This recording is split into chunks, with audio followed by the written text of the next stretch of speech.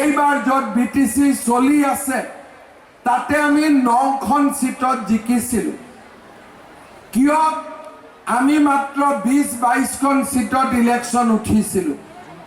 এইবাৰ ইলেকশ্যনৰ আগতে মই তামুলপুৰ, ওদালগুৰি, বাক্সা, চিৰাং, ধুবুৰী 40টা সমষ্টিতে মই নিজে গৈছিলোঁ আৰু ৰাইজক সুধিছিলোঁ যে ৰাইজ বিজেপিয়ে অকলে খেলিব লাগে নে বিপিএফৰ লগত লগ লাগি ইলেকশ্যন খেলিব লাগে, বিজেপিয়ে অকলে ইলেকশ্যন খেলিব লাগে নে ইউপিপিএলৰ লগত ইলেকশ্যন খেলিব লাগে।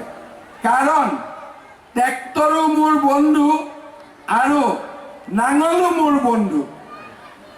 ট্ৰেক্টৰো মোৰ লগত আছে, নাঙলো মোৰ লগত আছে, খালি হাতটা মোৰ লগত নাই। ঠিক আছে, কংগ্ৰেছ মোৰ লগত নাই, ট্ৰেক্টৰো মোৰ লগত আছে, নাঙলো মোৰ লগত আছে।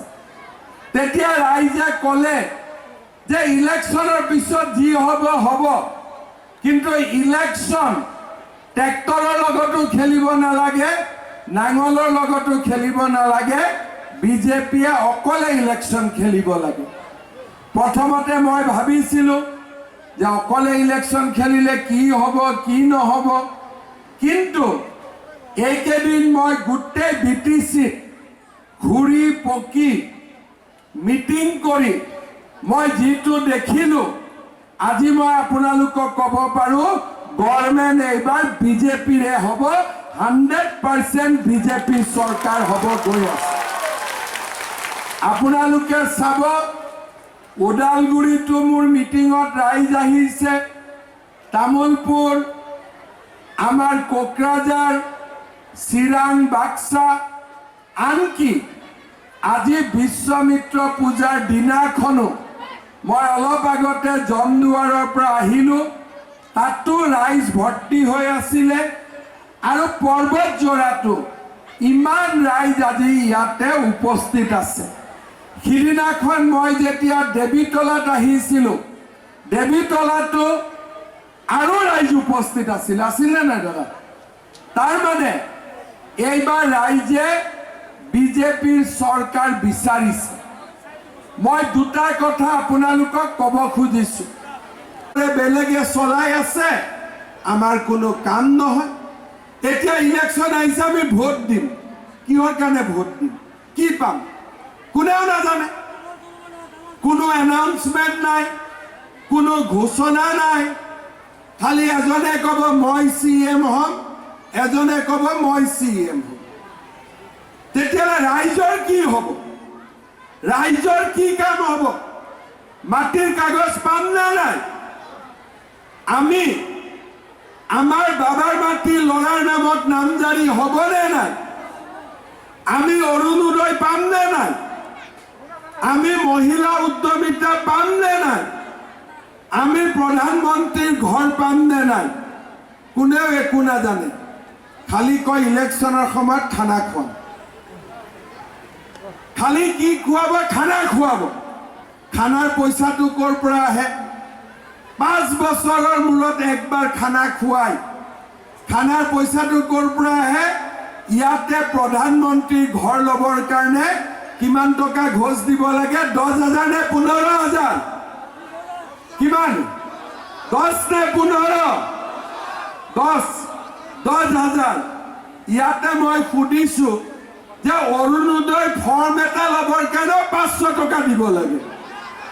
কিমান লাগে? অৰুণোদয় 3,000 নে 5,000? বাপৰে, অৰুণোদয় ৰেটটো 5,000 পাই গ'ল। আৰে মই গমেই নাপাওঁ ভাই, মইতো 500 বুলি ভাবি আছোঁ। 500 নে 5,000? বাপৰে, 3,000। আচ্ছা, ইয়াক 3,000, ই 3,000, এইফালে 5,000। তো 3,000 5,000 কিবা এটাতো হৈ আছে। মই অৰুণোদয় পঠাই আছোঁ, মাজৰ মানুহে 3,000 খাই আছে, মোৰলৈকেতো 1 টকাও অহা নাই। হয়নে নহয়? ইয়াতে মই শুনিছোঁ যে ঘৰ এটা পাবৰ কাৰণেও VC টকা দিব লাগে, হয় নেকি? লাগে নেকি? আকৌ অৰুণোদয় পাবৰ কাৰণে VCDCক দিব লাগে, হয় নাই? তো VCDC বিলাকৰ পেটটোতো বহুত ডাঙৰ হৈ গৈছে। হা, এই টকাবিলাকে এতিয়া খানা খুৱাই আছে। খানা খোৱা লাগে নেকি? মহিলাসকলক অৰুণোদয় নালাগে, খালি পুৰুষকে লাগে। মই দেখি আছো। কোন কোন মহিলাক অৰুণোদয় লাগে? হাত উঠাওক। পাক্কা লাগে? আচ্ছা, অৰুণোদয় কোনে দিব পাৰিব? কোনে? মামাই দিব পাৰিব নে নোৱাৰে? মামাই দিব পাৰিব নে নোৱাৰে? কোনে দিব পাৰিব?